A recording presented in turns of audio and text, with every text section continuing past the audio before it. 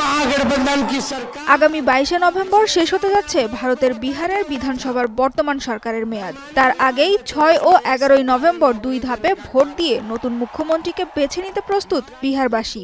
রাজ্য জুড়ে 90,712টি কেন্দ্রে ভোট দেবেন ভোটাররা।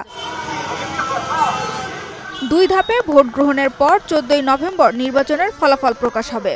বর্তমানে বিহারে মুখ্যমন্ত্রীর দায়িত্ব পালন করছেন ভারতের কেন্দ্রীয় সরকার বিজেপি সমর্থিত জেডিইউ পার্টির নেতা নীতিশ কুমার। 2020 সালে নির্বাচনে 125টি আসন পেয়ে নীতিশ কুমারের নেতৃত্বে সরকার গঠন করে এনডিএ জোট।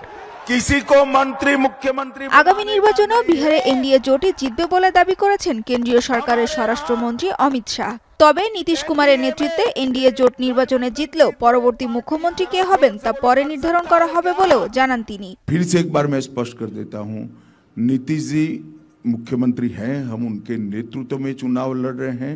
इसमें कोई एनडीए में कंफ्यूजन नहीं है, फैलाना भी नहीं चाहिए।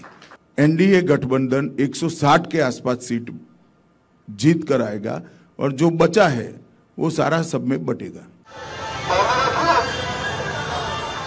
অন্যদিকে মহাজোটবন্ধনের প্রার্থী তেজস্বী প্রসাদ যাদব এবার বিহারের মুখ্যমন্ত্রী হবেন বলে আশা প্রকাশ করেছেন দলটির প্রতিষ্ঠাতা ও বিহারের সাবেক মুখ্যমন্ত্রী লালু প্রসাদ যাদব।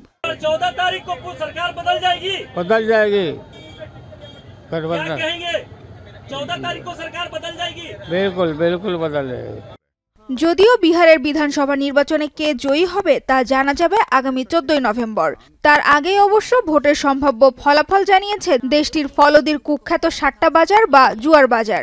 ভারতে জুয়া বাজার নিষিদ্ধ হলেও রাজস্থানের এই সাট্টা বাজারের রাজনৈতিক পূর্বাভাস অধিকাংশ ক্ষেত্রেই মিলে যায়। ফলদির সাট্টা বাজার মনে করছে এবারও বিহারে এনডিএ জোটই ক্ষমতায় আসতে চলেছে।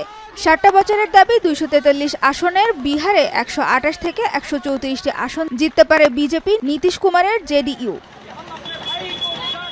সরকার গঠনের জন্য 122টি আসনের চেয়ে কয়েকটি আসন বেশি পেতে পারে এনডিএ। অন্যদিকে 93 থেকে 99টি আসন পেয়ে বিরোধী মহাজোটবন্ধনকে সন্তুষ্ট থাকতে হবে বলে দাবি সাট্টা বাজারের জুয়ারিদের। সানজিদা ইসলাম তন্নি, এখন বিশ্ব।